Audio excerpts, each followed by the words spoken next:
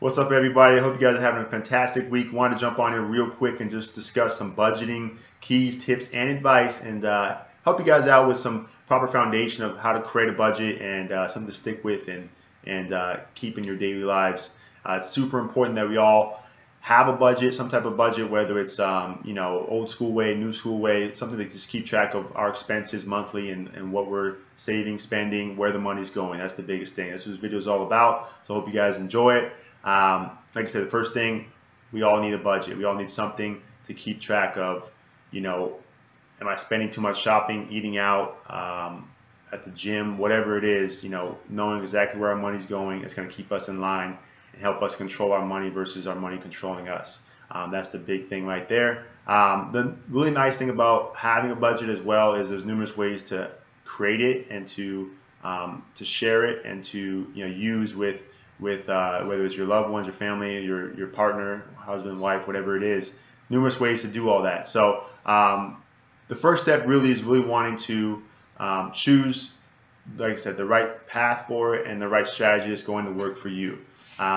Before I jump into a few good budgets that we have, there's four good ones that are pretty solid. But before I do that, you want to really pick what your style is going to be, right? It's going to be a notebook, just kind of writing down monthly, old school way, right? Note and paper, and handwritten what your budget's going to be. Or is it going to be put money in an envelope? That's kind of the Dave Ramsey style, where you have certain envelopes for certain things, right? For car note, for rent, for eating out, we kind of put cash in each, and so that way you physically see the cash coming in, going out, and it kind of gets you a better sense of, I'm spending this much, because you physically touch and feel the cash leaving. So that's something that he recommends, Dave Ramsey, for a lot of people if you're struggling with just kind of swiping that card too much and just it's just you don't really see it and physically feel the money. That's something to try out.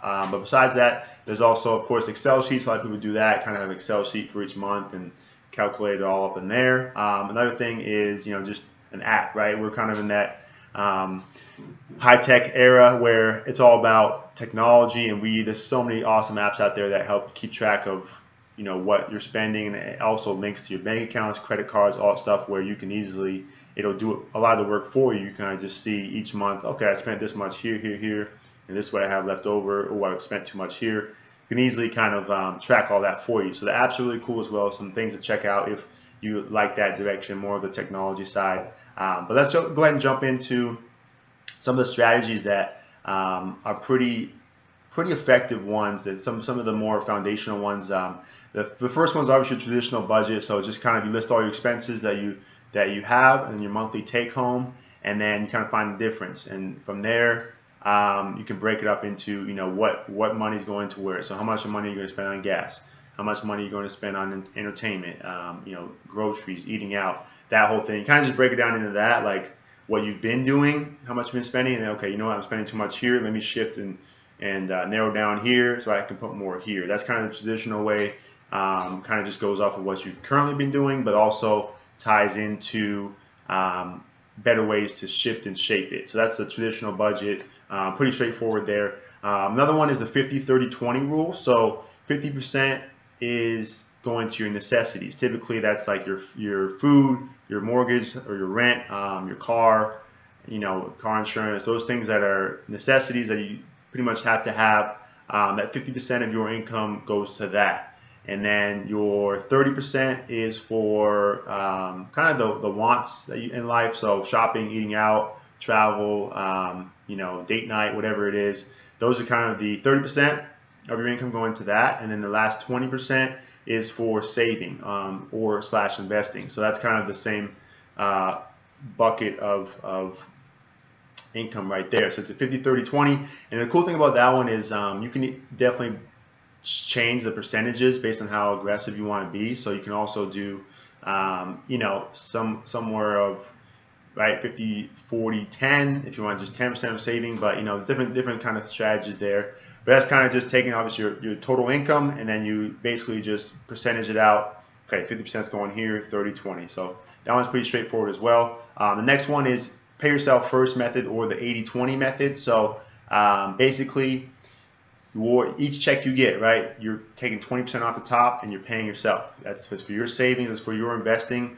You keep that aside, and then the rest, the last 80%, all the rest of your money is kind of like almost like a free-for-all, but you don't want it to be that per se. But it's for obviously your necessities, your wants, whatever it is, and you kind of just spend it that way. So that's kind of effective for some people because obviously you're paying yourself first, so you're taking that savings off the top, and then the rest you can do as you please with it. So that's something as well you can also adjust to.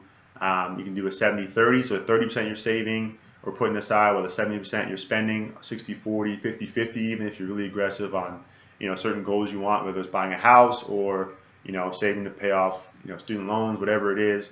That's something that's possible as well. And the last one that is pretty effective as well is the sub savings method. And so that's really kind of just having different funnel accounts to different goals or things that you need to have. So that's, say for example, you have names for your funds. So you have an account that's Aruba vacation or Hawaii vacation, wherever you want to go, right? That's a fund for that. And then you have a fund for down payment on a new car, or going to Coachella, whatever it is. You have a date on it. So say you want to save $3,000 by September. So you have the fund name, that's for your vacation. So $3,000 for vacation, and you're gonna have it by September. So that's $3,000. So you're chipping away on that each month, putting it to that. Same thing with like the down payment on a car, or saving for a home, whatever it is. So you have certain accounts